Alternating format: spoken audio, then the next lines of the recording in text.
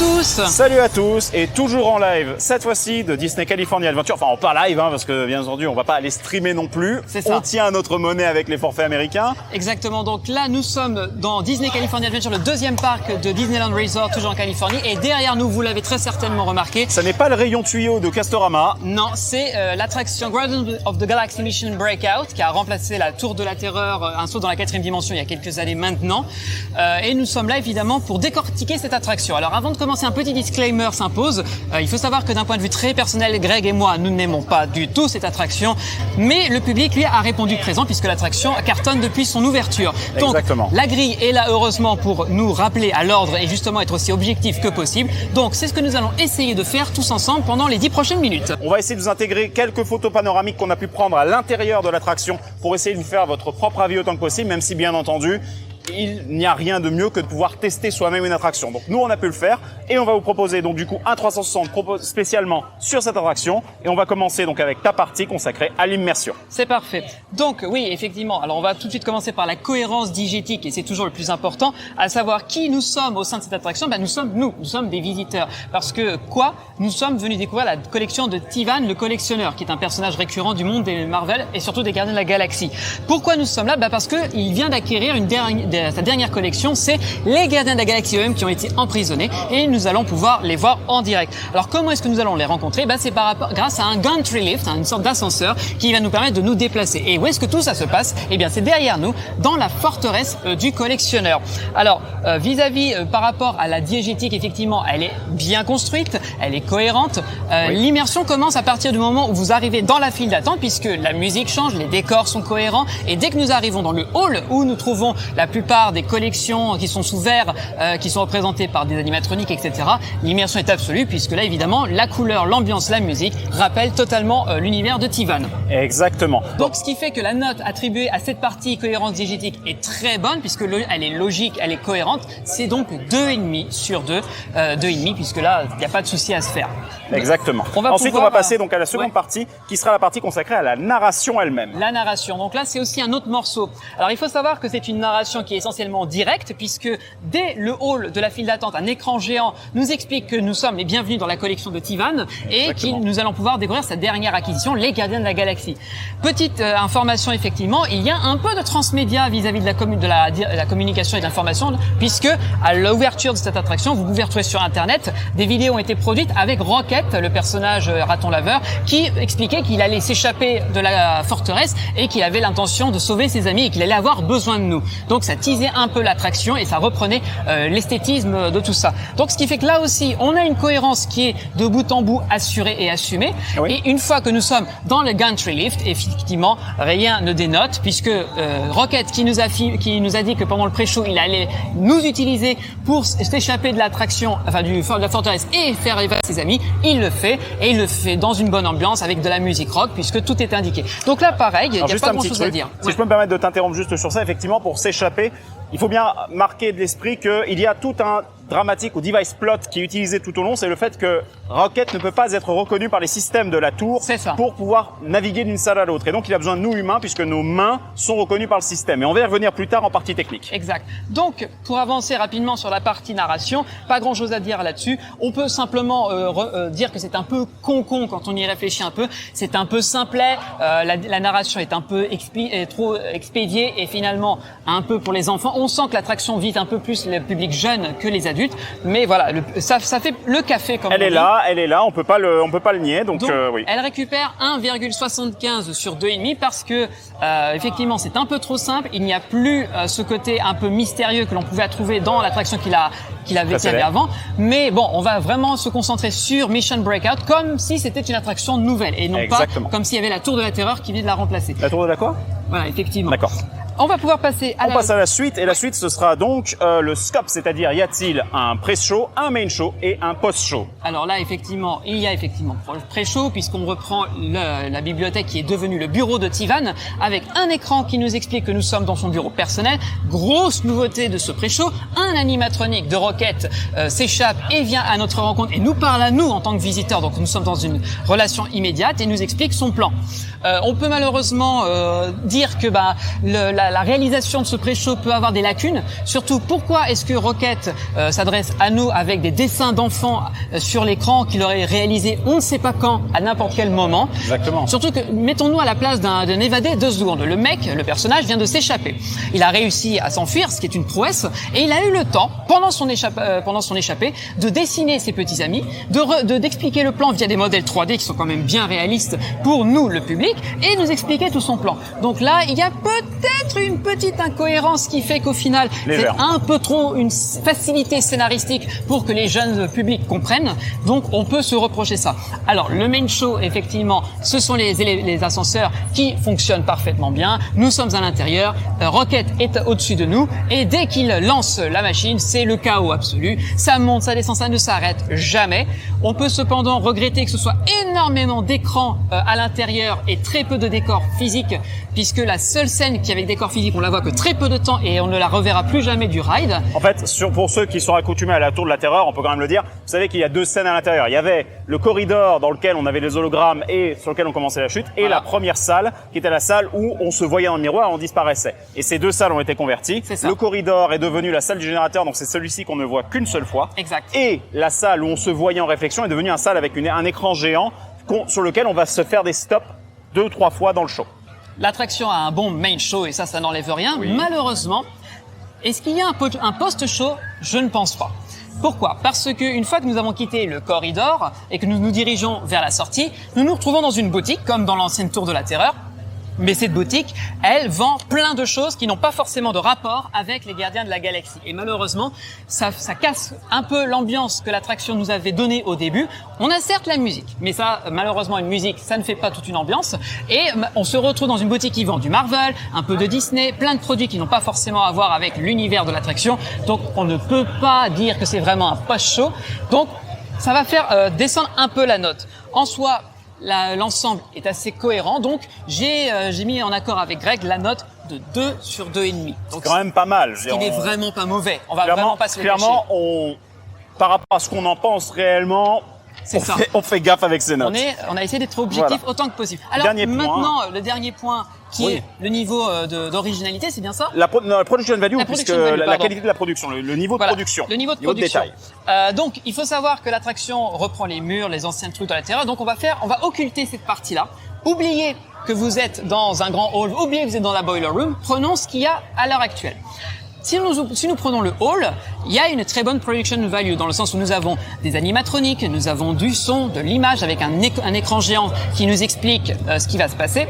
On peut regretter cependant que ce soit un peu incohérent d'avoir cet écran dans le hall qui nous disent pas pourquoi est-ce que il n'y aurait pas par exemple une explication sur l'exposition, peut-être avoir un accueil puisqu'il n'y a pas d'accueil dans l'attraction, c'est le seul moment où nous allons vers le bureau que là on nous explique que nous allons voir le bureau. Donc il y a un peu cette simplicité et ça ressemble plus à une sorte de bande-annonce d'un film plutôt que à une histoire racontée dans une attraction. D'autant plus qu'un des défauts, c'est qu'on est déjà rentré techniquement dans la collection. Il y a des tas de trucs et finalement on va prendre 2 niveaux de scan pour aller chercher les galaxies qui sont dans le reste de la collection qui est au-dessus. Donc, ouais, on pourrait justifier avec de la sécurité, mais dans ce cas, plutôt que de mettre un grand écran d'explication qui finalement fait très bande-annonce et à leur crédit avec les acteurs d'origine et pas des doublages ou des trucs comme ça, donc ça, à leur crédit clairement. Oui. Mais cela dit, il y avait peut-être des moyens plus indirects de le présenter. Avoir un poste de sécurité avec des caméras, les images des caméras qui défilent, on voit les différents éléments. Et quand on entre dans la boiler, on voit que Rocket se fait la malle et que ça a déclenché des alarmes. Bref, il y a peut-être moyen de l'expliquer de façon moins directe. C'est ça.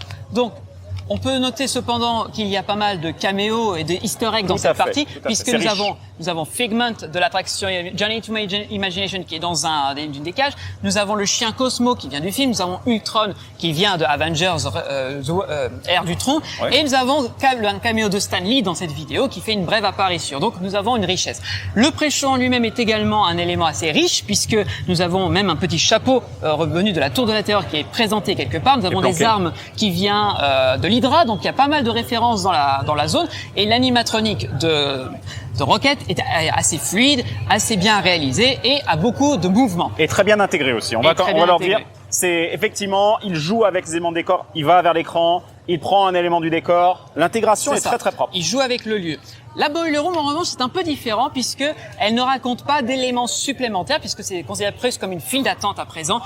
On peut regretter que l'intégration d'une partie des décors est un peu faite à l'arrache puisque au plafond, nous avons pas mal de guirlandes lumineuses vertes orangées qui simulent une sorte de transfert d'énergie, mais on voit clairement que ce sont des guirlandes de Noël qui ne sont pas intégrées au sein même des câbles. C'est des guirlandes LED adressables, donc ça ne donne pas l'impression, ça donne l'impression d'avoir été juste posé là, tel qu'un autre parc pourrait le faire. C'est mais ça. Pas ici, c'est pas du niveau d'un Disney. Donc nous avons malheureusement un truc qui est un peu dommage et je trouve qu'il y aurait mérite d'avoir un peu plus d'intégration. Mais en soi, le lieu est riche en lumière, en effets sonores, puisque pendant tout le temps, nous sommes bombardés d'effets sonores et de lumière qui changent en permanence. C'est une zone très vivante et clairement, on n'a pas le temps de s'ennuyer.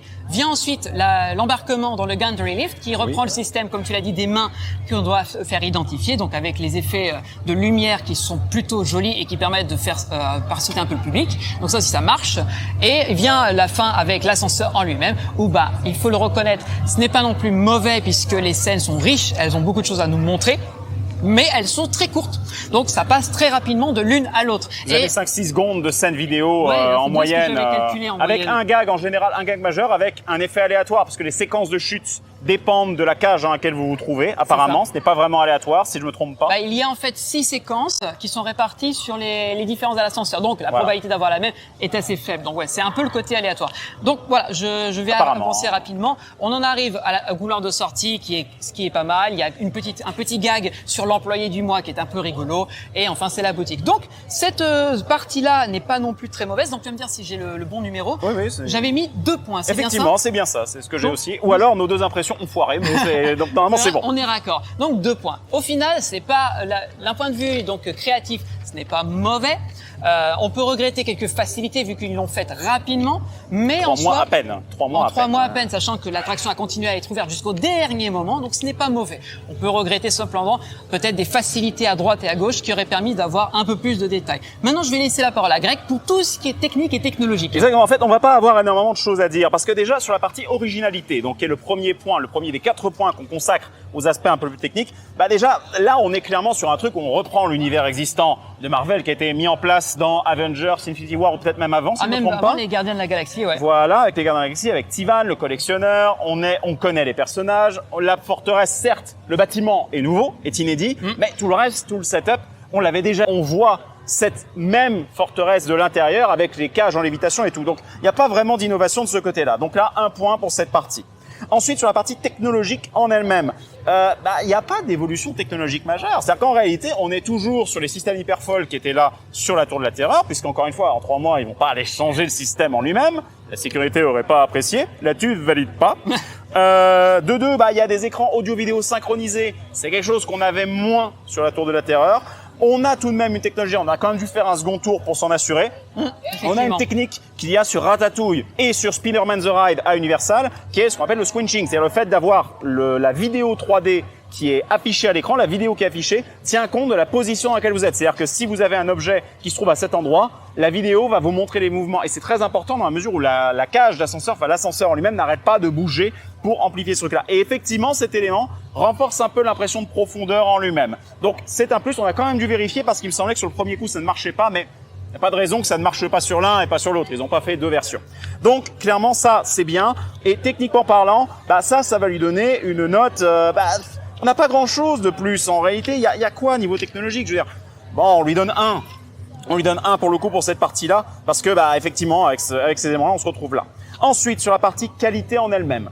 La qualité du ride en lui-même, la qualité est variable au niveau des éléments. C'est-à-dire que ce qu'on voit, c'est beaucoup d'images de synthèse. C'est énormément d'images de synthèse, c'est quasiment que d'images de synthèse. Tous les médias sont sur fond vert et on peut même les sentir à plusieurs moments. Bon, c'est pas la catastrophe non plus. L'animatronique de Rocket est extra fluide dans le pré-show. Très très fluide. Le seul défaut, c'est que quand vous regardez, en réalité, il n'y a pas le détail dans les poils, dans les fourrures, comme il peut y avoir sur des Land of Avatar ou ce genre de trucs. Et du coup, on se retrouve avec un animatronique qui fait peluche. Donc, voyez cette dissonance. Très bon niveau technologique, mais niveau de réalisation et de détail qui pourrait être un peu plus poussé, quoi. La Boiler Room, donc la salle avant d'embarquer, a un tout nouveau light show qui est très dynamique, très kinétique, ça bouge, ça pète, il y a des audios. Mais encore une fois, tu l'as dit, on a des guirlandes qui sont au plafond. On voit carrément les barres DMX qui ont été placées au-dessus des ascenseurs pour vous faire scanner vos mains. Les fameux scanners qu'on retrouve dans l'ex-bibliothèque et dans le bureau et dans l'embarquement des ascenseurs, qui ne sont pas camouflés, quoi. C'est limite si on peut voir la marque, quoi. Voilà. Donc on voit les câbles qui sont connectés derrière. Et ça, typiquement, ils auraient pu rajouter une gélatine ou un truc pour harmoniser un peu. En plus, l'effort aurait été plus propre. Et finalement, en fait, c'est con parce que ces barres de scan, en plus, c'est le plot device. C'est le truc qui justifie qu'on soit là. Et il n'y a pas tant d'attention à ça. Alors, on va pas aller non plus critiquer gratuitement.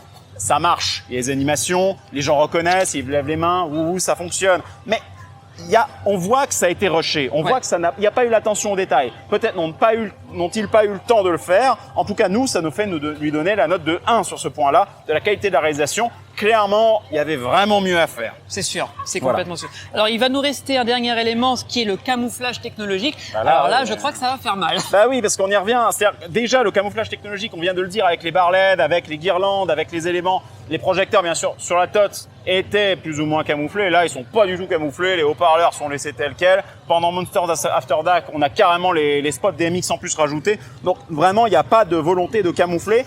Ça rajoute au bordel technique qui se trouve dans la salle, mais quand même, ça va pas, quoi. On sent une dissonance parce que le bordel technique a un côté futuriste, un peu Marvel, et le côté technique du show, lui, est humain, réaliste. Bah on le voit. Les trucs de décor sont patinés, vieillis, voilà. Ils sont salis. Les détails dans la file d'attente, il y a un bon niveau de détail là-dessus. Mais les éléments de show, les lights, etc., tout ça est net, propre, c'est contemporain. Oui. Donc c'est là que ça nous fait dire, on dirait une maze, quoi. On dirait une maze d'Halloween. C'est un peu dommage parce que avec un niveau de finition, ce serait sympa. Ensuite, on peut noter tout de même que les ascenseurs ont quand même un programme beaucoup plus punchy. Oui. Ça bouge d'entrée de jeu. Il n'y a pas de mise en contexte, même si certains peuvent le regretter. Mais là, dès qu'on branche le truc, ça monte, ça descend, ça va à droite, à gauche, etc. Tout va bien.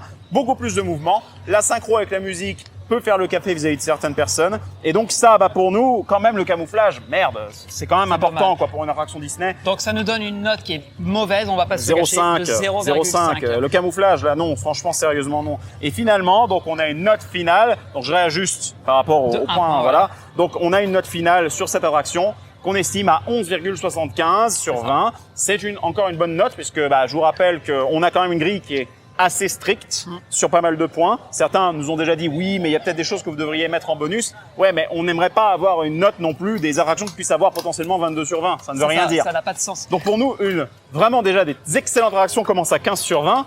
Et les bonnes attractions commencent à 10. Donc faut pas le voir en mode scolaire au 10, tu te dis, tu valides à peine, quoi. Non, c'est ça. Il faut vraiment. C'est déjà bien. C'est pas une mauvaise attraction en soi. Elle est moyenne. Et comme tu as dit, Greg, ils l'ont rushé en 3 mois. S'ils avaient mis plus de temps, peut-être que la note aurait été plus élevée en camouflant des choses.